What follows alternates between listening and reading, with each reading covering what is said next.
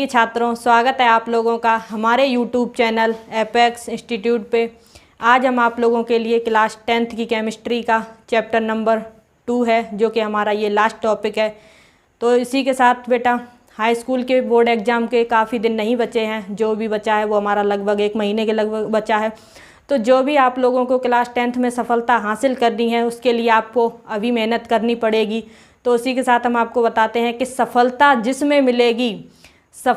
जिसमें मिलेगी ये वही वक्त है। सफलता जिसमें मिलेगी ये वही वक्त है, जिसमें हो जीतने का जज्बा, जिसमें हो जीतने का जज्बा वही रक्त है, जिसमें हो जीतने का जज्बा वही रक्त है। यूं न घबरा मंजिल के मुसाफिर, यूं न घबरा मंजिल के मुसाफिर, तेरी दिन रात की मेहनत बहुत सख्त है, तेरे दिन रात की मेहनत बहुत सख्त है। तो उसी के साथ हम आपको टॉपिक स्टार्ट करते हैं। तो बेटा आज का हमारा टॉपिक है बेकिंग सोडा, जिसे हम खाने का सोडा के नाम से जानते हैं।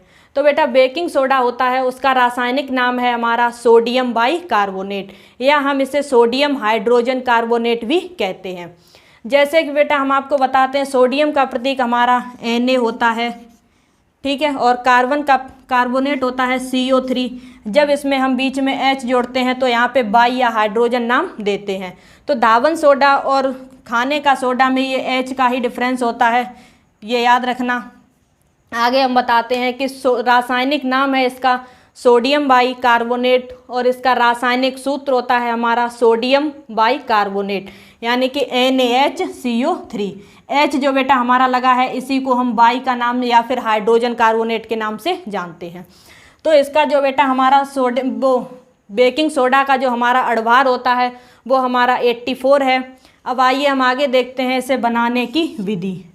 तो बेकिंग सोडा को जब हम बनाने की विधि देखते हैं तो सोडियम कार्बोनेट यानी कि Na2CO3, सोडियम कार्बोनेट के जलीय विलयन में, वो विलयन कैसा, जलीय विलयन में कार्बन डाइऑक्साइड गैस प्रवाहित करने पर सोडियम बाइकार्बोनेट का निर्माण होता है। यानी कि जब भी हम बेकिंग सोडा या खाने का सोडा बनाते हैं तो सोडियम कार्बोनेट के जलीय विलयन में, यानी कि वो विलयन जलीय विलयन में कार्बन डाइऑक्साइड गैस प्रवाहित करते हैं तो हमें बेकिंग सोडा मिलता है। तो आइए देखते हैं। सोडियम बाइकार्बोनेट का बेटा हमारा फॉर्मूला होता है Na2CO3 प्लस सोडियम बाइकार्बोनेट के जलीय विलयन में, तो जलीय विलयन के लिए क्या लेते हैं हम, H2O। जलीय विलयन में कार्बन डाइऑक्साइड गैस प्रवाहित करने पर, तो कार्बन डाइऑक्साइड गैस का हमारा फॉर्मूला होता है CO2। गैस प्रवाहित करने पर हमें सोडियम बाइकार्बोनेट का निर्माण होता है। तो सोडियम बाइकार्बोनेट का फॉर्मूला होता है हमारा बेटा NaHCO3।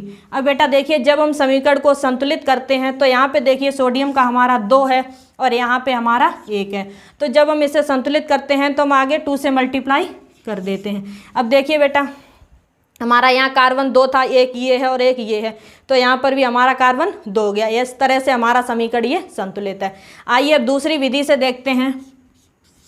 अब देखिए बेटा यहाँ पे हमने सोडियम कार्बोनेट लिया था, दूसरी विधि में हम देखते हैं सोडियम क्लोराइड का भी।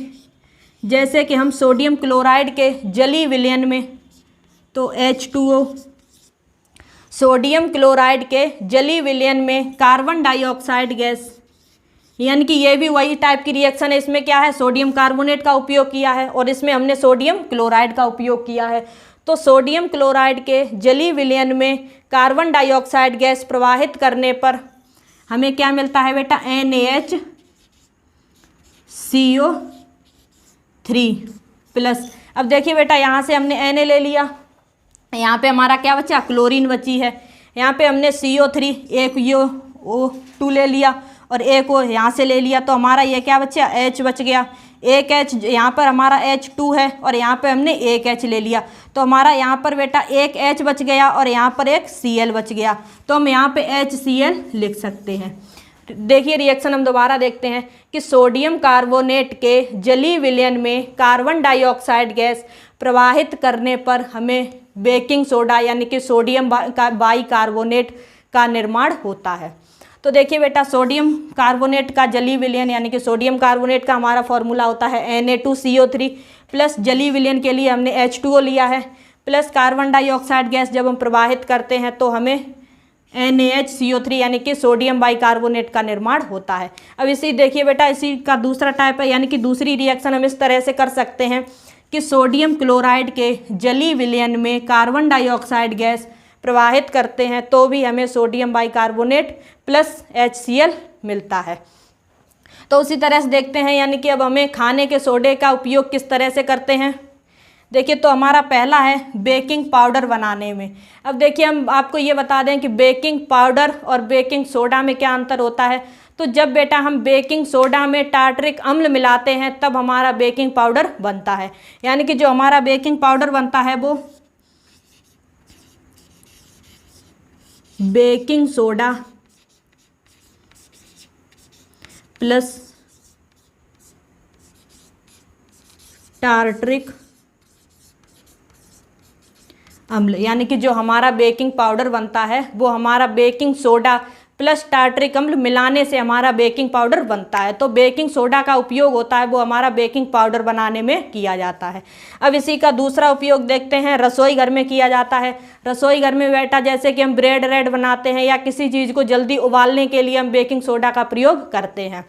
अब दूसरा उपयोग देखते हैं, कच्चे दूध को फटने के समय बढ़ाने हेतु, यानी कि जो हमारा बेटा कच्चा दूध होता है वो जल्दी फट जाता है, ठीक है। यदि हम उसमें बेकिंग पाउडर मिला देते हैं, यदि हम उसमें बेकिंग सोडा मिला देते हैं तो वो हमारा जो दूध फटने की दर होती है वो काफ़ी समय बढ़ जाती है। यानी कि अगर हम डायरेक्ट दूध रख दें तो हमारा यदि 1 घंटे में फट जाता है, यदि हम उसमें बेकिंग सोडा मिलाकर रख दें तो वो 1.5 घंटे का समय तक भी नहीं फटता हमारा। तो हमारा तीसरा प्रयोग है जो प्रयोगशाला में अभिकर्मक के रूप में, यानी कि प्रयोगशाला में अभिकर्मक के रूप में हमारा बेकिंग सोडा का निर्माण होता है।